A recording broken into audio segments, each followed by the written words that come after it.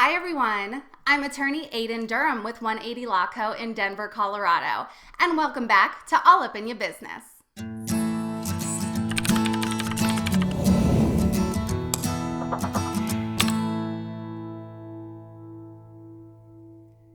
In this episode of All Up in Your Business, I'm going to talk to you about what you should do if you receive a loan under the Paycheck Protection Program. But before we get into it, please be sure to like, subscribe, and share, and check the description for some additional resources and a link to download my free guide on how to pay yourself in a single member LLC. So as I'm sure you're all aware, we're in the midst of the coronavirus COVID-19 pandemic, and a big part of this has been the stimulus checks and other loans and grants available under the CARES Act, which was recently enacted to help the economy through this pandemic.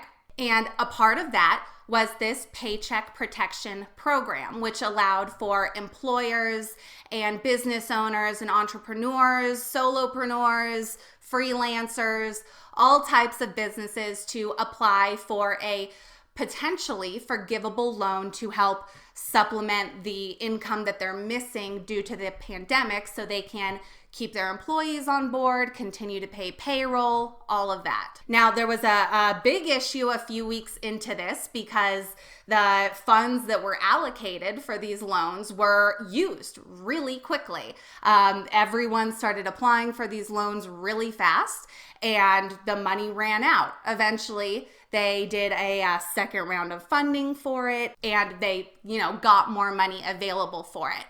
As of the day that I film this, I believe that there are still funds available for the Paycheck Protection Program. So if you're interested in it or if you're still struggling and you haven't yet applied, it's not necessarily too late. So check with banks and see if you can still apply to try to get that money if you're in need of it.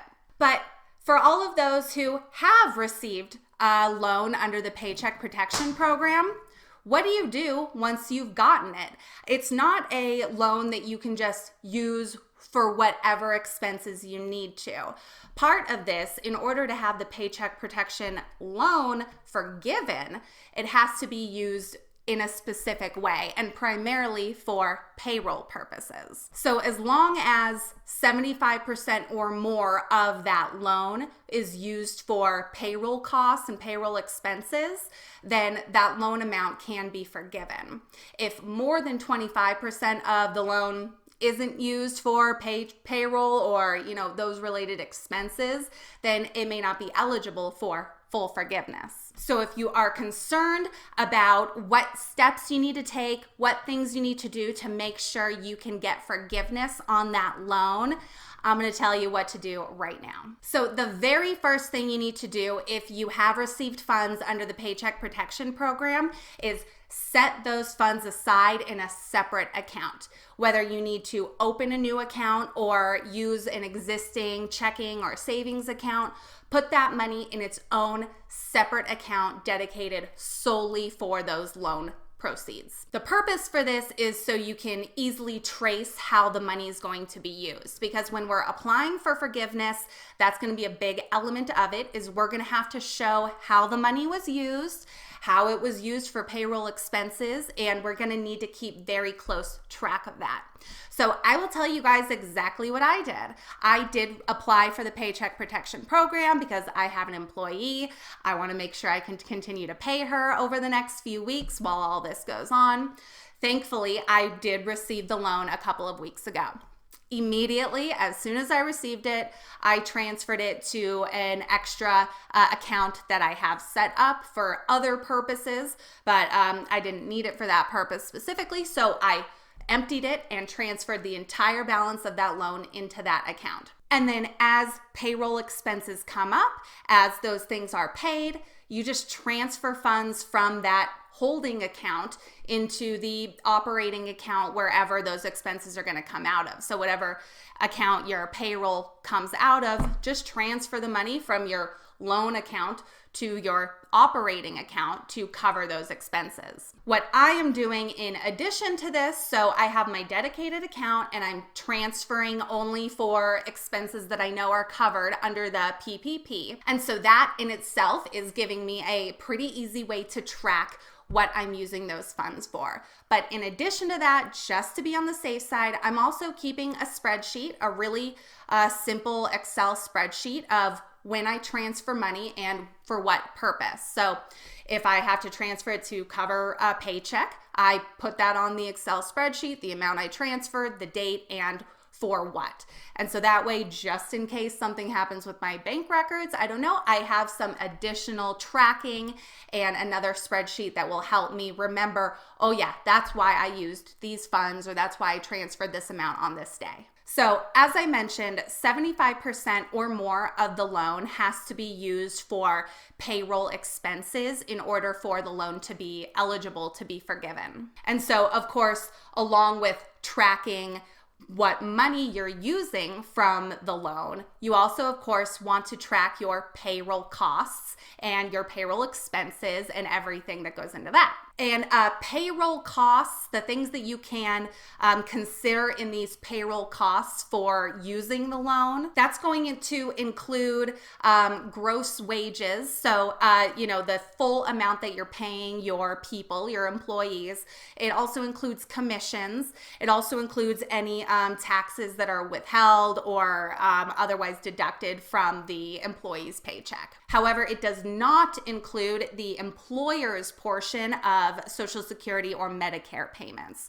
So those portions of payroll costs, the part the employer pays towards Social Security or Medicare, those parts are not included in that gross payroll amount that is counted towards the PPP forgiveness. So of course you want to keep paperwork and records with regard to your payroll and any tax filings, any tax payments for the payroll, so you can keep track of all those numbers and have all that documented adequately. Payroll costs can also include group health insurance payments or retirement contributions. And then, like I said, any state or local taxes that are applied as well. Pretty much everything except for the employer's portion of that Social Security and Medicare payments. As far as that other 25% goes, if you don't need to use 100% of the loan on payroll, you can use up to 25% of it on other expenses too. You can use it to pay rent on a lease as long as the lease was in place before February 15th, 2020.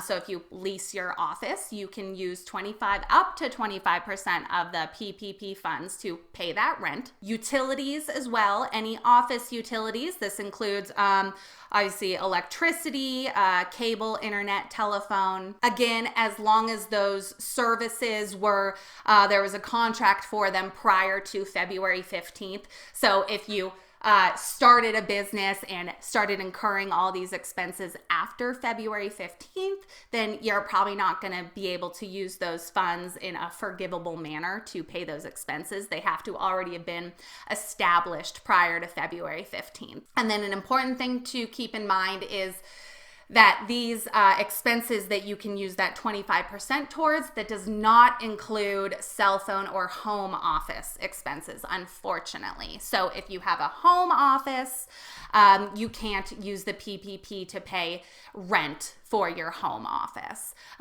or your cell phones or any other home office expenses. So again, with regard to any of those, whether it's payroll expenses or non-payroll expenses, of course, keep perfect track of every single penny that comes out of that loan account and exactly where every single penny went. Honestly, the more documentation, the better. You can't keep too much track. For purposes of the PPP forgiveness, be as overly diligent as possible with keeping track of where every single penny of that loan goes. So again, as I mentioned, the second you get that money, the second you receive that loan, put it aside in its own separate account.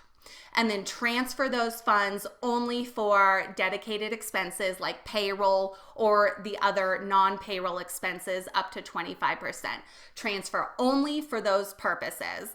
And then obviously keep perfect track of every expense, every bill that you're paying with the loan, every payroll check that you're paying, every penny that's used. Keep track of it and keep copies of every document that you have regarding those. One thing I forgot to mention also, which is really important, is these funds have to be used within 8 weeks from the date you get them. So you can't just sit on this money for, 6 months or a year. You have to use them over the following 8 weeks after you receive them. So keep that part in mind too.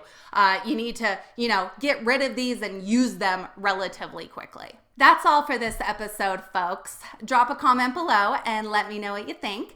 Again, don't forget to like, subscribe, and share, and check the description for additional information.